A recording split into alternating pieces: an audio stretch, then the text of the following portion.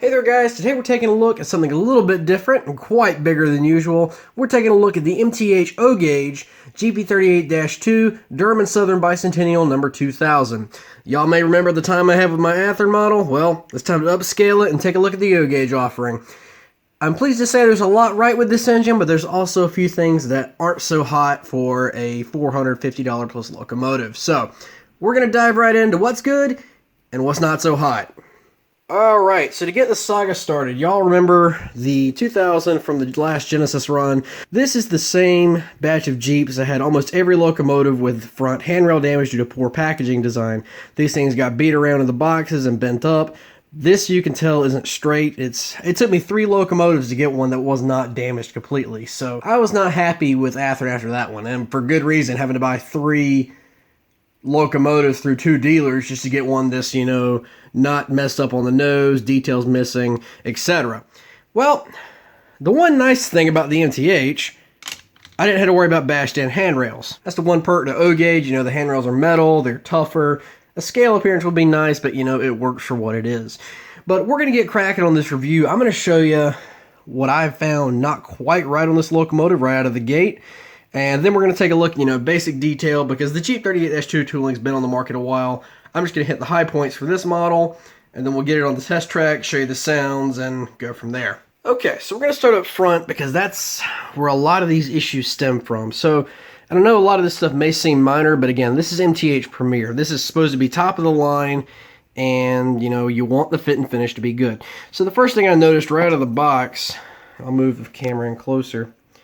So you look on the corner of the pilot, and there's a lot of paint scrubbing going on. You can see the red bleeding through the blue. The front stripes are very, very soft in their applications. Right there on the pilot, there's another ding. The walkway's kicked up a little bit here, but that's fixable. The one thing I'm not happy with is this right here. It looks like something fell either on it and scratched it, or some sort of material got on top of the blue. Otherwise, that nice blue walkway is now dinged up pretty good.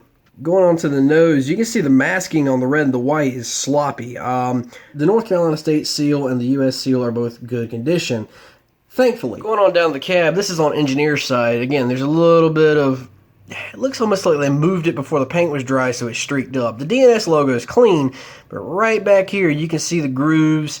It's just not a smooth fit and finish. In terms of printing and spacing, this is probably one of the biggest blunders, but again, it's the tooling. It should say Spirit of Apex. Instead, we have Spirit of Ox, because there's a big gaping hole where that P and the E should be. They could have spaced it out, with the printing process, I think, but, it's one of those things where it's done, it's there, it does the job. But if you don't know what you're looking for, you're not going to know that says Apex. So the biggest glaring paint problems are on the back end. So we'll start down here. Beneath the number boards, you can see there's a lot of white overspray. Again, this is a very tricky livery to get correct. They did it mostly right, but there's a lot of problems with the masking. And the biggest problem for me is the amount of paint globbed on top of that top grab iron. That is pitiful for a $500 locomotive. And you can see on the edges the paint's bleeding through. And then you have this, and it doesn't look good in light, because again, if you're looking at the locomotive top down, you're going to see a nice glob of paint sitting on the roof. Not quite what I wanted to see or expect from one of MTH's final efforts. Coming on down to engineer's side, again, this is a really hard logo to print all in one shot. But if you look, there's a lot of letters that are just straight up missing. The top of the H is cut off and has the Spirit. The bottom of the I is cut off here. You go around the North Carolina, some bits of the letters are missing. The Durham and Southern comes out clean minus the T. And yes, this is small stuff, but again, like I said, when you have a camera in this locomotive, like even this far back, you can see that the T is messed up, the N's got a little bit missing, as does the H. Those are the biggest problems I have with this locomotive. Beyond that, it's done pretty darn good right out of the box. So we're going to jump back in and just cover the detail and what you're getting minus the bad deco on mine. I really hope the entire run was not like this, but this is something to be aware of if you are buying this locomotive. So moving on up to the front, the US seal and the North Carolina State seal are both very well printed. They look good. The grabs are intact. We have green class lights up front and operating red on the back. Kind of a nice touch. The 2000 printing on the number boards is clean and crisp. A big Leslie 3-chime on the roof. This is accurate for the DNS 2000, and it sounds awesome. So kudos to MTH for getting this part at the least correct. So moving on down back to engineer side, the one nice thing about the DNS Jeeps, they were all named Bull Durham. So of course, when the bicentennial rolled around, 2000 was Bull Durham number 1. So it got the red, white, and blue livery, and had that even into Seaboard Coastline days when they acquired the DNS and thus the locomotive. So this engine held onto this paint job for a long time. So up in the cab, you see we got engineer and conductor figures, LED lighting for the headlight, the number boards, and marker lights. Truck details pretty good. One thing I do want to give MTH kudos on is the fuel tank. The DNS proper had short, fuel tanks on their Jeeps. Obviously, it's not going to be 100% correct in O gauge, but, they got the striping right, the paint color looks right. So that much looks really good. Carrying on up the side of the hood, the printing on the engineer side is a lot better on mine. So up top, we have the North Carolina state seal, state flag, U.S. flag, and U.S. seal, pulling together 1776 to 1976, of course, for the bicentennial. This is one of my favorite liveries. Not only is it a local engine, but of course, tied into North Carolina, and I like bicentennial locomotives, so this checks all the boxes for me, personally. One cool little detail alongside the engine, and this is more of a local thing you'll pick up on. Every town along the DNS route, so Durham, Apex, Holly Springs, Varina, Anger, Coates, Irwin, and Dunn, those are actual towns along the route. So in this case, it was from Durham down to the Dunn, interchange with ACL, later Seaboard Coastline. So this is a really nice local touch. And again, the only flub on this is the gaping hole where it should be Apex. Beyond that, though, the printing is clean and crisp, and it looks good. So that was one thing I was concerned about when I saw the catalog render, was what town was going to get chopped up, because that's a lot to squeeze in between handrail stanchions. Moving on to the back of the locomotive, the story's the same. The stripe pilot, it looks a lot better on the rear. That is accurate. Red coupler cut bars, it looks good. Handrail paint application smooth. So minus that gaping paint flaw up top, the rear of the locomotive looks pretty darn good. For those who have never messed with O-gauge before, cool thing is, they're metal handrails, that's a metal piece of chain. A lot of the stuff we're not normally spoiled with in HO. The airlines are all, of course, plastic. There is an included snowplow in the parts bag for the locomotive, but 2000 never had the plow while working for DNS. So you can prototypically run this without the plow, and it'd be A-okay.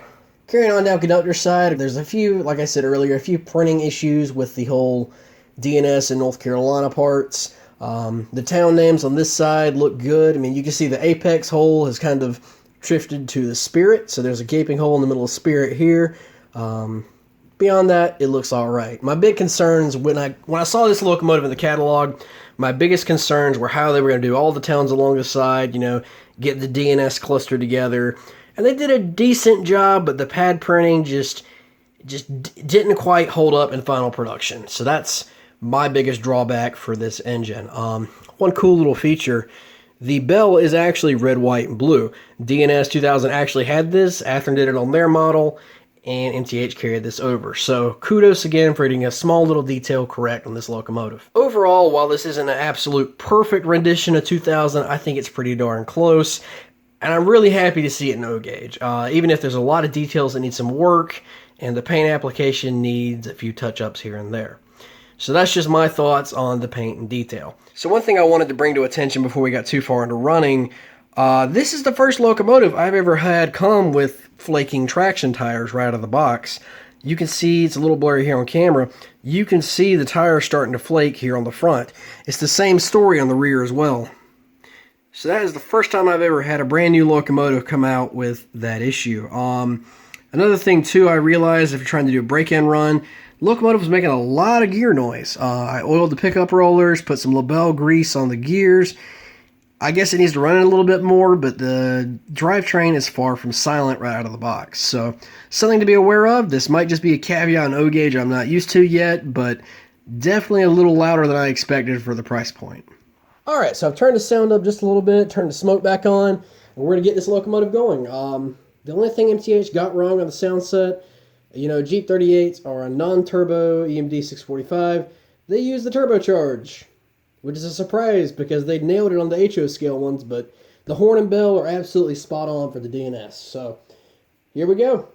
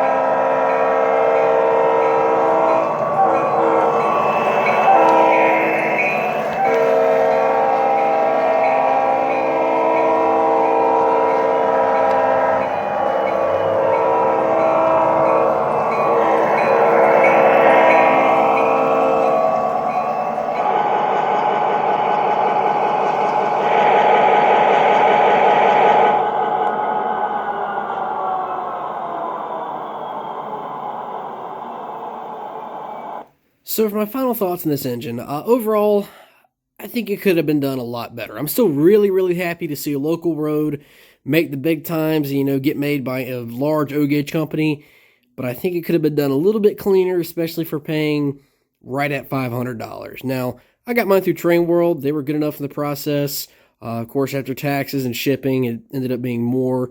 I believe the pre-order price was roughly in the $430 to $450 range, so it's a good chunk of change for a Jeep 38, but that's about the norm in O-gauge, so you kind of get what you pay for. But overall, I wish the fit and finish of this model had been a bit better, especially for what it is. But, I don't think all of them are this bad. I've got a couple friends who ordered these, so I'll see what they have to say.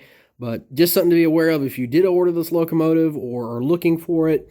Pay attention to the small stuff, because on a locomotive like this, and especially an intricate bicentennial livery, you want it to be right. But thank you all again for watching. I'll leave the video out with a little bit of running. I've got some custom painted DNS hoppers that I've done, so those will showboat around behind a 2000. And this is not the last you've seen this locomotive by any means, so stay tuned for that, and we'll put it on a proper layout and get some runtime. But I thank you all again for watching, and I'll see you next time.